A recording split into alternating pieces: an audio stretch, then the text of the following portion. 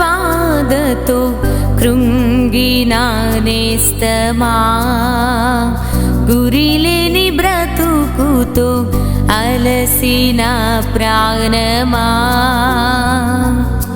తన కరములు చాచి నిన్ను పిలుచుచున్నాడు, తన కరములు చాచి నిన్ను పిలుచుచున్నాడు.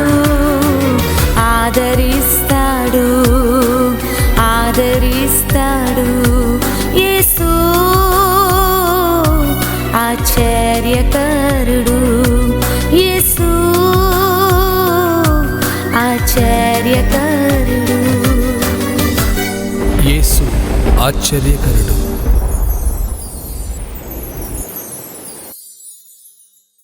Praise the lord. యేసు ఆశ్చర్యకరుడు. ప్రతిరోజు ప్రభు తన వాక్యం ద్వారా నీతో, నాతో, మనందరితో ప్రభు మాట్లాడుతున్నారు. వాక్యమును బట్టి మీరందరూ సంతోషిస్తూ అనుదిన వాగ్దానం ద్వారా ప్రభువు మీతో మాట్లాడుతున్నందుకు చాలామంది మరి మీ యొక్క ఆ సంతోషాన్ని మీరు తెలియజేస్తున్నారు. అందుని బట్టి దేవునికి మహిమ. ఈ వాక్యాన్ని మీరు వింటూ అనేకులకు షేర్ చేయండి. దేవుని వాక్యం ఆదరణ, ధైర్యం, విడుదల, స్వస్థత, రక్షణ కలుగజేస్తుంది వాక్యం కనుక తప్పకుండా మీ వంతుగా మీరు షేర్ చేయండి. దేవుడు మిమ్మల్ని దీవిస్తాడు. ఇదే కాలంలో వాక్యాన్ని చదువుకుందాం. 134వ కీర్తన అని చదువుతున్నాను. భూమి ఆకాశములను సృజించిన యెహోవా సియోనులో నుండి నిన్ను ఆశీర్వదించునుగాక. దేవునికి మహిమ కలుగునుగాక. మనం ఆరాధిస్తున్న దేవుడు భూమిని, ఆకాశమును ఆయన సృష్టించాడు. ఆయన మాట వలన భూమి ఆకాశము కలిగినది. ఆయన్ని మనం ఆరాధిస్తున్నాం. ఆయన బిడ్డలను ప్రియమైన దేవుని బిడ్డలారా ఆయన ఆశీర్వదిస్తాడు. ఎక్కడి నుండి ప్రభు ఆశీర్వదిస్తాడు అంటే సియోనులో నుండి దేవుడు ఆశీర్వదిస్తాడు. అవును, శాపపు కట్లని, పాపపు కట్లలో నుండి దేవుడు విడుదలనిచ్చి దరిద్రులను, దీనులను ఆయన లేవనెత్తువాడు అని వాక్యం సెలవిస్తుంది. ఎందుకంటే మనం ఆరాధిస్తున్న దేవుడు ఆశీర్వదించేవాడు. మనం ఆది కాండం నుండి మనం చూసినప్పుడు అనేక మంది భక్తులను ఆయన పిలిచి వారిని ఆశీర్వదించి అనేకులకు ఆశీర్వాదకరంగా ప్రభువు నిలబెట్టాడు.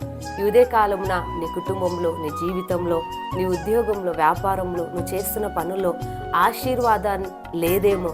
కారణం నీవే నేను నా ఒక కష్టార్జితం ద్వారా నేనే ఆశీర్వాదకరంగా మారుతాను అని, ఒకవేళ నీవు కష్టపడుతున్న కష్టం ద్వారా ఐశ్వర్యంగా మారుతుందనుకొని కొన్నిసార్లు నువ్వు ప్రయత్నించి ఆశీర్వాదం లేకుండా ఈరోజు అన్నిటిని పోగొట్టుకొని దేవుని వాక్యాన్ని వింటే దేవుడు మాత్రమే ఆశీర్వదిస్తాడు. నువ్వు చేసే పని అయినా, ఉద్యోగమైనా, కుటుంబమైనా, పిల్లలైనా ప్రతిదీ కూడా దేవుడు ఆశీర్వదించినప్పుడు వర్ధిల్లుతారు, విస్తరింపబడతారు. అన్ని విషయాల్లో దేవుడు కృప చూపుతాడు. కాబట్టి ఈ ఉదయకాలం నా దేవుడు నిన్ను ఆశీర్వదించబోతున్నాడు. నీ ఉద్యోగ విషయంలో, వివాహ విషయంలో, నీ పిల్లల విషయంలో, ప్రతి విషయంలో కూడా దేవుడు నిన్ను ఆశీర్వదించబోతున్నాడు. కాబట్టి దేవా, నీవు నన్ను ఆశీర్వదించి నాకు సహాయపడండి అని ఉదయకాలంలో ప్రభువును అడిగితే దేవుడు నిన్ను ఆశీర్వదించి ఒక ఉన్నతమైన స్థితిలో ప్రభువు నిన్ను నిలబెట్టబోతున్నాడు. ఈ వాక్యాన్ని దేవుడు దీవించునుగాక. మీ కొరకు ప్రార్థన చేస్తాను. సర్వశక్తి గల దేవా, స్తోత్రం నాయన. ఇదిగో నాయన, అయ్యో కొన్ని కష్టార్జితం ద్వారా ఆ వ్యక్తి నాయన ఐశ్వర్యవంతుడుగా మార్చబడడు, కానీ నీ ఆశీర్వాదం ఉండాలి. కాబట్టి అయ్యా ఈ ఉదయ కాలమున నాయన సియోనులో నుండి నాయన నీ బిడ్డలను మీరు దీవించండి, మీ బిడ్డలను ఆశీర్వదించండి.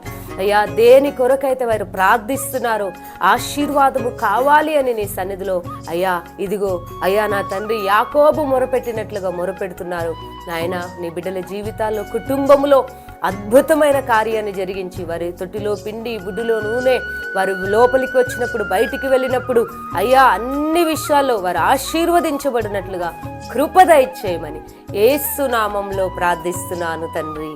ఆమేన్. దేవుడు మిమ్మల్ని దీవించునుగాక.